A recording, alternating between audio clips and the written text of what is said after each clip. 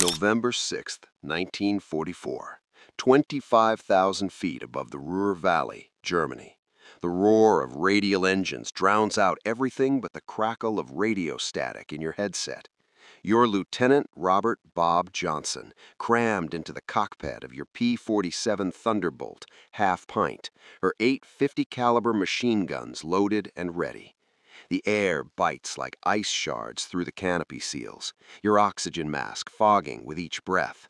Below, the industrial heart of the Reich sprawls in a haze of flak bursts and smoke, factories churning out the last gasps of Hitler's war machine. Your squadron, the 56th Fighter Group, weaves through the high cirrus clouds, escorting a swarm of B-17 flying fortresses on their bomb run. The boys are loose today, chatter filling the airwaves.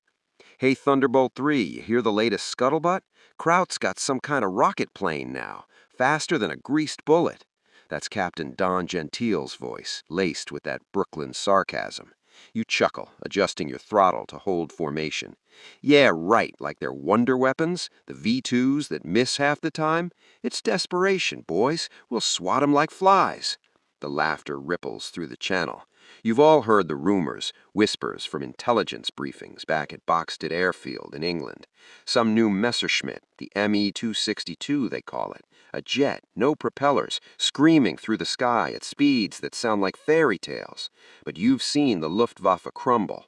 Their Focke-Wulfs and Messerschmitt 109s are outnumbered, outgunned. You've racked up 7 kills yourself, painting swastikas on your fuselage like trophies. This jet? Probably another paper tiger, like the Me-163 rocket fighter that flames out after 5 minutes. Arrogance? Maybe, but up here, confidence keeps you alive. The bombers release their payload, sticks of 500-pounders tumbling earthward, blooming into fireballs on the refineries below. Flak puffs blacken the sky, harmless at this altitude. Your eyes scan the horizon, gloved hand on the stick, ready for the usual interceptors. But today feels different, a prickling at the back of your neck, like the air itself is holding its breath. Far below, in a camouflaged hangar at Ockmer Airfield, General Lieutenant Adolf Galland stubs out his cigarette, his leather flight jacket creaking as he climbs into the cockpit of his Me-262 A1A, White 3. The former head of fighter operations, demoted for clashing with Goering over strategy, now leads Jagdverband 44, the elite unit tasked with proving the jet's worth. Galland's mustache twitches in a grim smile. He's flown everything from biplanes to this twin-engine beast, its Jumo 004 turbojets whining to life with a thunderous howl that shakes the ground crew. "This is no gimmick," he mutters to his mechanic. "This is the future." The Me-262 isn't just fast, it's a revolution. Top speed over 540 miles an hour, armed with 4 30mm Mk-108 cannons that can shred a bomber in seconds. But production delays, fuel shortages, and Hitler's insistence on using it as a bomber have kept it grounded too long. Now, with Allied armies closing in, Galland's pilots are unleashed. He taxis out, the jet's exhaust blasting heat waves across the runway. Throttle forward, acceleration pins him back, the world blurring as he lifts off. Climbing like a rocket, he vectors toward the incoming raid, his wingmen trailing in a loose finger 4 formation. Back in the P-47s, the mission winds down, bombers turning for home, your squadron peeling off to cover the stragglers. "Eyes sharp, fellas," Major Hubbard Zemke calls over the radio, his voice steady as ever. Zemke's the old man of the group at 30, with a reputation for iron discipline. You've flown with him through the worst, D-Day support, strafing runs over Normandy. Nothing phases him, or so you think. Then a glint on the horizon, not the usual props, something sleek, arrow-shaped, closing impossibly fast. "Bogies, 3 o'clock high," someone shouts. You squint through the plexiglass, heart rate spiking. They're coming in hot, afterburners trailing faint smoke. No time to react. The lead jet, Galland's, streaks past, cannons barking. Tracers zip through the formation like angry hornets. A P-47 to your right erupts in flame, wings shearing off in a tumble of debris. "What the hell was that?" Gentile's voice cracks. Panic edges in. These aren't the sluggish foes you're used to. They're ghosts, hitting and vanishing before you can turn. You bank hard, throttle to the firewall, but your P-47 wallows like a barge compared to this jet. The jet loops around, impossibly tight, lining up for another pass. You can almost feel the shift, the arrogance cracking like thin ice. What was dismissed as a gimmick is now a nightmare, blitzing from the sky. And as Galland pulls the trigger again, you wonder, how do we fight the future? The sky erupts in chaos. You yank the stick hard left, your P-47 groaning under the G-forces, supercharger whining as you try to bring your guns to bear. But the jet is already gone. Galland's Me-262, a silver streak, vanishing into the sun, leaving only the acrid smell of cordite and burning aviation fuel drifting through your open vents. "Brake! Brake! They're everywhere!" Major Zemke's voice cuts sharp over the radio, no longer calm. Another thunderbolt spirals down, trailing black smoke. Lieutenant Mike Gladich's bird hit in the engine on the first pass. You watch helplessly as his canopy pops and the chute blooms white against the gray. He's alive, for now. Galland climbs effortlessly to 30,000 feet, throttle firewalled, the Jumo jets howling like banshees. From his cockpit, the American formation looks slow, almost stationary. He rolls inverted, lines up a straggling B-17 lagging behind the box, and dives. The airspeed needle surges past 850 kilometers an hour, over 530 miles an hour. No piston fighter on Earth can match this. He closes the range in seconds, the bomber's tail gunner frantically traversing his twin 50s, tracers arcing harmlessly behind the jet. Galland squeezes the trigger. 4 30mm shells slam into the fortress's starboard wing. Fuel tanks rupture. The bomber folds like paper, right wing shearing clean off, the massive bomber cartwheeling earthward in flames. 10 men gone. Back in the P-47s, the chatter has turned frantic. "They're too damn fast. Can't turn with them. Where'd they go?" You spot one, Lieutenant Franz Schall in his Sharkmouth 262, screaming in from 6 o'clock low on Gentile's element. You call the brake, but it's too late. Schall's cannons flash. Gentile's wingman, Captain Walter Gandy, takes hits along the fuselage. His P-47 snaps into a flat spin, engine coughing black smoke. No chute this time. You feel it now, deep in your gut, the cold realization that everything you thought you knew about air combat just changed in the span of 90 seconds. These aren't desperate pilots throwing obsolete fighters at you. They're predators, and you're the prey. Galland pulls up into a soaring chandelle, energy bleeding off as he rejoins his schwarm high above. His oxygen mask fogs with each controlled breath. 3 kills already. Fuel is precious, only 30 minutes of combat time in these early jets, so he signals the disengage. The 4 Me-262s form up and streak west, leaving the American formation scattered, burning, and stunned. On the radio, Zemke tries to restore order.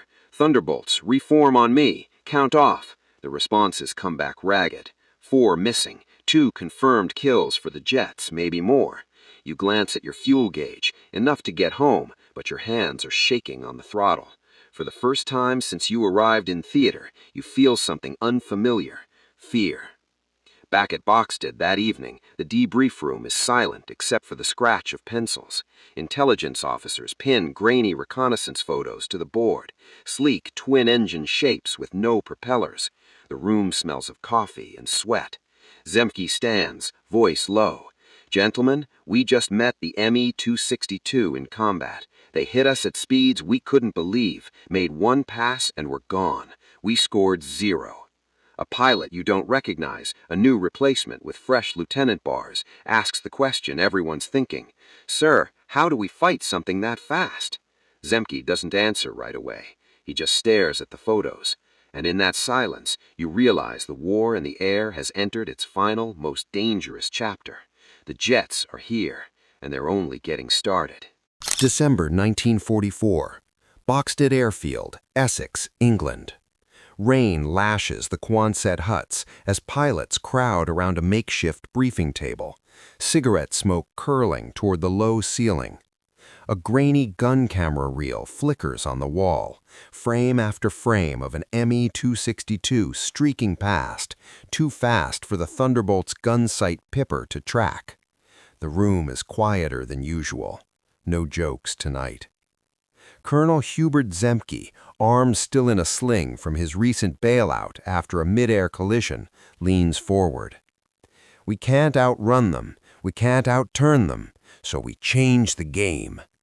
He taps a map pinned to the board, red circles marking known jet bases: Akmer, Rain, Hessepi, Brandenburg-Brest. We hit them where they're weakest, on the ground, during takeoff, and when they're slow on final approach.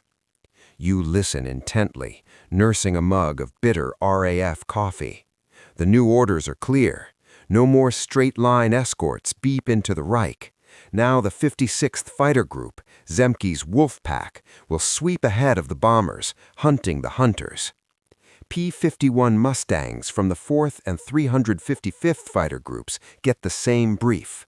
The long-range Mustang, with its Merlin engine and bubble canopy, has the legs to loiter over jet fields for hours. The vulnerability of the Me-262 is no secret anymore.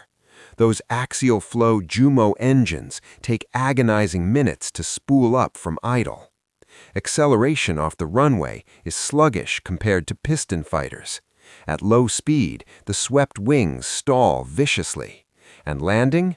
The jets come in hot and fast, gear and flaps down, bleeding speed over miles of final approach. That's the window. March 18, 1945, 08:15 hours. Over Leipheim Airfield, southern Germany. Captain Chuck Yeager, 357th Fighter Group, leads 16 P-51Ds in a shallow dive from 12,000 feet. Below, 2 Me-262s are in the landing pattern, gear down, flaps extended, throttles at idle. Yeager's voice is calm over the radio. Tally-ho, 2 jets on final. I'll take the leader. Red flight, take the trailer. Easy does it. Yeager rolls in behind the lead 262, piloted by Oberfeldwebel Hans Waldmann, an ace with 134 victories. Waldmann spots the Mustangs too late. He firewalls the throttles, but the jets lag. Yeager closes to 400 yards, gun sight steady. A 3-second burst. The 262's port engine erupts in flame.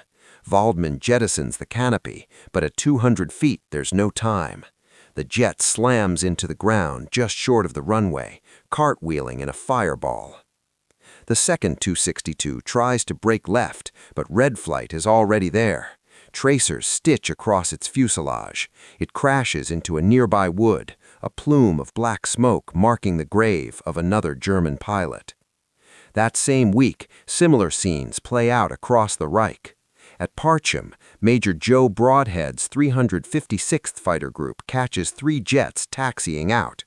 At Brandenburg-Brest, Captain Robert Welch and his wingmen bounce 4 262s just lifting off, shooting down 2 before they can retract gear.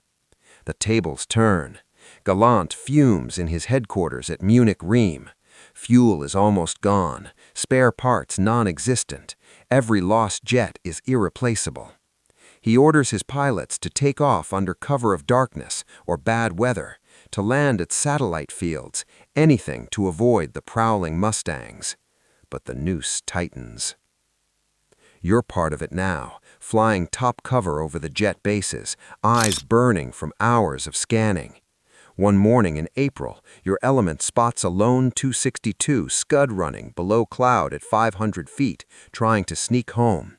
You roll in, throttle back to stay behind the jet's blistering speed. The German pilot, young, inexperienced, panics, pulls up into the overcast. You follow, fire a deflection shot, hits sparkle along the wing route. The 262 snaps into a spin, disappearing into the murk. No chute. Back on the ground that night, you stare at your hands. They're steady again. The fear has been replaced by something colder. Determination. The wonder weapon that once humiliated you is now hunted, cornered, running out of sky. But Galland isn't finished. He still has a handful of aces left, pilots like Steinhoff, Barkhorn, Rademacher, who refuse to yield. And in the final weeks of the war, they will exact a terrible price for every jet the Allies claim. The endgame has begun. Who will run out first, fuel, pilots, or luck? April 16, 1945, Munich-Riem Airfield, southern Germany. Dawn cracks the horizon like a fragile eggshell, painting the taxiways in blood-red light. Your Oberst Lieutenant Heinz Baer, 220 victories etched into your logbook, the Luftwaffe's master of the kill. Your Messerschmitt Me 262A1A, Blue 1, squats on the dispersals, its Jumo 0004s idling with a guttural whine that vibrates through your bones. Fuel? A precious 30 minutes, siphoned from hidden dumps. Parts? Scavenged from wrecks. Pilots? The best Germany has left. Galland's squadron of experts, Jagdwand 44. Steinhoff, Barkhorn, Krupinski, Lutzow, Knights of the Air, grounded by Goering's folly, now reborn in jets. Galland strides up, cigar clamped in his teeth, leather jacket zipped against the chill. His mustache twitches. Heute jagen wir die Jäger. Today we hunt the hunters. Intelligence crackles over the radio. 1,200 B-17s and B-24s inbound from the 8th Air Force. Escorts thick as flies. P-51 Mustangs from the 4th and 355th Fighter Groups. Their mission? Pulverize jet fields at Brandenburg-Brest, Parchim, Zerbst. But Jagdwand 44 will turn the trap. You strap in, canopy slamming shut with a hydraulic hiss. Throttles ease forward, no sudden surge or the engines flame out. Acceleration crushes you back, 540 miles per hour in level flight, the Ruhr's factories blurring below like a child's smear painting. No props to warn them. Your 4 30mm Mk-108s rack rounds, R-4M rockets under the wings, 24 Hurricane unguideds, each packing enough punch to shred a fortress. Fireballs erupt along her starboard wing. Fuel ignites. The bomber disintegrates mid-air. 10 chutes blooming too late. 2 kills already today. Baer's scoreboard climbs. Beside you, Hauptmann Georg Peter Ader unloads into a B-24 Liberator, Sultana, 34th Bomb Group. Cannon stitching her fuselage. Engines blooming orange. She peels off smoking, plunging through her own formation. Chaos reigns. Mustangs break for the jets, but you're untouchable in the strafe. Captain Chuck Yeager, 35th Fighter Group, rolls in hot on a trailing 262, Oberfeldwebel Hans Waldmann's bird, gear half down from a faint landing at Leipheim days prior. Yeager's K-14 sight tracks, 50 cal's hammer. Waldmann's port Jumo erupts, the 262 cartwheeling into the Bavarian woods at 200 feet. No chute. Yeager banks away, one of 5 jets claimed that week by the Mustang aces. Back at Riem, 4 262s limp home, 1 bellies in, engines gutted by return fire. Galland debriefs in the ops tent, maps pinned with red tally marks. 47 Allied kills for Jagdwand 44 in April alone. Baer's 16 the highest. But losses mount. 28 jets gone, pilots irreplaceable. Jagd 7, the main jet wing, fares worse. 59 sorties on April 7th claim 5 kills, but P-51s from the 56th's P-47Ms exact revenge. Lieutenants Walter Sharbow and Will Wilkerson splash 2 over Muritz Lake on the 10th. Jet massacre, the Yanks call it. 19 262s down in one day. You feel the noose. Fuel evaporates. Engines last 25 hours. Allied sweeps own the skies. P-47Ms hot-rodded to 500 miles per hour by Zemke's Wolfpack ground crews. Special incendiary ammo igniting kerosene like naphthalene. Major George Bostwick's Ugly Duckling claims 2 at Parchim March 25th. Captain John Farringer adds 1 April 5th, watching the pilot tumble from the canopy. Galland paces, knees stiff from his April 26th brush with B-26s, shot up by a Marauder's tail gunner, flat tire on landing amid strafing P-47s. He limps out, but his fire burns. Too late, but we showed them the future. Jagdwaffe 44 relocates, Innsbruck, Salzburg, shadow fields along autobahns, taking off under flak barrages. May 1st, 1945, Prague-Rusin. Jagd 7's remnants clash with the Soviets. IL-2s strafed, 6 claimed for 3 lost.